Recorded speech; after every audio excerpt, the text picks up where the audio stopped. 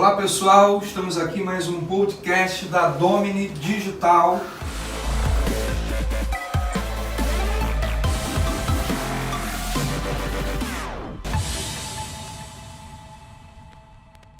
Estamos hoje aqui com Ana Dal Ponte, da Dalmaf, Marco Dal Ponte, nosso professor de assuntos de assessoria empresarial, contabilidade, tributos, vai dar um show aqui pra gente, com Daniel Vieira, sócio da Domini Digital. E temos aqui também o nosso gerente de operações, Jorge Ardrizzo. Cada um falando aí sua saudação para a nossa audiência. Olá, saudação a todos. Acho que vai ser maravilhoso hoje. Professor Marco, Daniel, Jorge, todo mundo muito inteirado nesse ambiente de negócios. Acho que vai ser bem produtivo para todo mundo. Tudo bem, pessoal? Professor Marco Dal Ponte. Como estão todos? Estamos aqui hoje nesse bate-papo, onde nós vamos passar para vocês aí as perspectivas do mercado para esse ano de 2020. E vem coisa boa por aí, hein, pessoal? Oi, gente. Também muito feliz de estar aqui com esse grupo maravilhoso. Vai ser um podcast muito bom. Vamos lá. Beleza. Olha só, nós já fizemos o primeiro episódio falando de empreendedorismo com a Ana Dal Ponte. Vamos falar agora de tributos e em seguida de gestão, tá?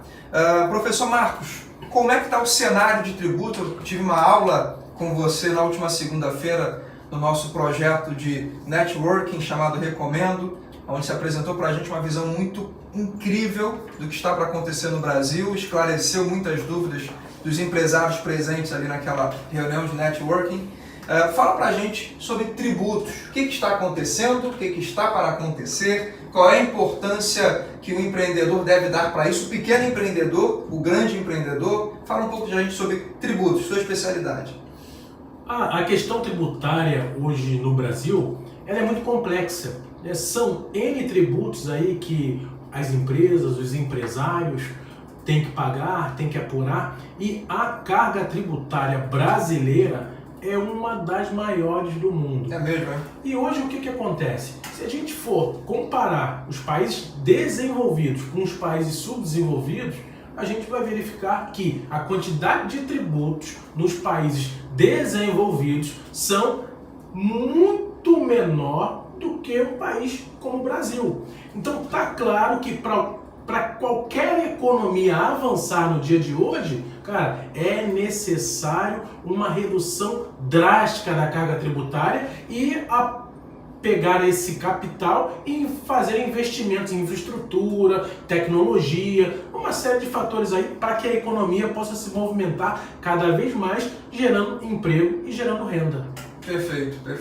Daniel, você que veio de fora, como é que é? O que você percebe de maior diferença entre a carga tributária no Brasil para com os Estados Unidos? Eu acho que a maior diferença é a clareza, né? Principalmente vindo lá de fora, e isso eu converso com os investidores estrangeiros também, não tem uma clareza, é muito complexo, sabe? Enquanto o resto do mundo está tentando cada vez mais fazer essa área mais simples, parece que o Brasil está tentando complicar. Vai saber o porquê, né? Não só diminuir em percentual, mas é o que você falou realmente, é simplificar para que todos possam entender e para que com isso o investidor de fora ele tenha um interesse no Brasil, né? Ele podendo compreender melhor o ambiente de negócios, ele vai ter um interesse maior e o brasileiro só tem a ganhar, nós só temos a ganhar. Marco, qual é a principal mudança que está ocorrendo ou vai ocorrer com o governo que está estabelecido? Lembrando, pessoal, que a gente aqui é apartidário, tá? Não estamos fazendo nenhum tipo de mensuração de valor de partidos ou ideologias políticas, apenas analisando o fato de como o governo atual está pensando sobre tributos. Hoje no Brasil, tudo é interligado. Então, quando pegamos em si o direito constitucional, se a gente for se aprofundar nesse tema, a gente vai entender porque muitas coisas não acontecem. Hoje a gente tem, por exemplo, um CTN, que é o Código Tributário Nacional, de 1960. Que Ele isso? está totalmente defasado. Por exemplo, se você pegar as novas tecnologias de hoje, se você pegar Uber Eats, todas essas questões, como é que eu tributo isso? O cara está vendendo mercadoria, o cara está prestando serviço, e isso não está sendo tributado nem pelo ISS, nem pelo ICMS, porque o Estado tem um código tributário atrasado, onde isso anteriormente não estava previsto. E o que acontece com isso? Fuga de recursos no nosso país, ou seja, o Estado não arrecada e a partir do momento que ele não arrecada, ele não consegue fazer mais investimentos. Esse é um primeiro ponto. Hoje eu participo de um grupo de trabalho na Receita Federal, que é o GTA de Pagamentos de Impostos.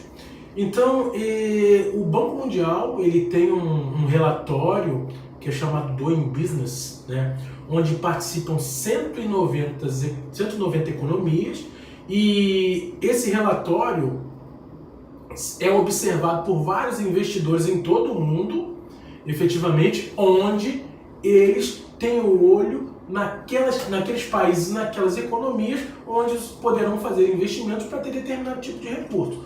O Brasil hoje ocupa a 124ª posição.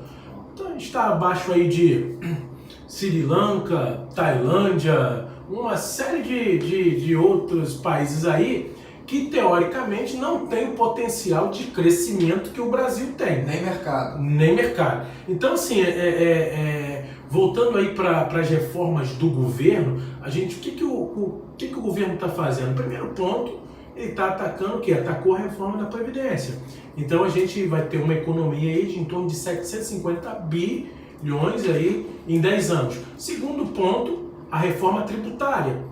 Porque a malha tributária brasileira ela é densa. A nossa carga tributária hoje ela chega entre 40% a 50%. Então isso significa dizer, por exemplo, levando para o lado das pessoas, eu pergunto, um salário de 10 mil reais é um bom salário? Sim ou não? Se você olhar, a pequena parcela da população que ganha isso é uma pequena, bem pequena mesmo. E aí imagina o seguinte, você 10 mil reais, aí você vai tirar imposto de renda e INSS. O salário dele, o líquido dele já caiu para 6.500. Se você verificar a carga tributária nos produtos do consumo que ele consome, 50% é a carga tributária. Então o poder aquisitivo dele sai de 6.500 vai para 3.250 reais. Então o cara ganha 10 mil, recebe líquido 6.500, mas tem um poder aquisitivo efetivo de 3.250. Quando o senhor fala aí, eu estou aqui interagindo, pesquisando, acima de R$ 5.214, acima de um salário de R$ 5.214, a pessoa no Brasil já entra numa classe de 10% da população que ganha 5 mil reais e já é considerado rico. Não, fora, 5.214 reais. e fora que esse empregado que ganha 10 mil reais e tem um poder aquisitivo de 3 mil reais, o patrão dele tem um custo muito maior, que chega quase a dobrar, e muitas das vezes até mais do que dobrar. Foi isso que mostrou pra gente lá no gráfico, isso, né? E uma coisa interessante é que cria o dilema. O patrão acha que paga muito e o empresário acha que paga pouco. O empregado acha que ganha pouco. Acha que ganha pouco. Desculpa. E aí o que acontece? Olha só que coisa interessante, né? Aí você tem, o salário é de 10 mil, o cara recebe líquido 6.500, tem um poder aquisitivo de 3.200 e o patrão paga 20. Doideira. E aí olha só, 20 menos 3... Cadê os 17 mil? Foi pra onde? Né? Tem que achar esse cara aí, né? Tá escorrendo dinheiro pra algum cara aí. É o nosso terceiro sócio, né? Isso. É o terceiro sócio, aquele sócio chamado governo. E como é que isso pode ser revertido, professor Marco? Como é que isso pode ser amenizado, pelo menos? Eu sei que é um projeto de longo prazo, é uma ação de longo prazo, de anos de trabalho. Não sei se a nossa economia, nosso ministro da Economia, Paulo Guedes, está pensando nisso. Fala pra gente. O primeiro passo agora é a reforma tributária, ela deve ser votada e tem que ser aprovada, né? A criação do IBS, Imposto Único sobre bens e serviços, que é como se fosse o IVA nos Estados Unidos e em outras economias aí desenvolvidas, efetivamente. Esse é um passo que tem que acontecer, porque se não acontecer, nós não avançamos. Segundo passo, precisamos mudar a cultura do empregado do Brasil. Produtividade. Essa palavra empregado não serve. A palavra correta tem que ser empreendedor. Seja ele de carteira assinada, seja ele trabalhando por conta própria, PJ. seja ele como PJ, ele tem que ser um empreendedor. Visão de empreendedorismo. Isso, e trabalhar por produtividade. Então é como assim, ó, por exemplo, você tem 2 escritórios de contabilidade, os caras têm 50 clientes cada um, e eles não têm a necessidade de ter uma pessoa 8 horas por dia limpando o escritório.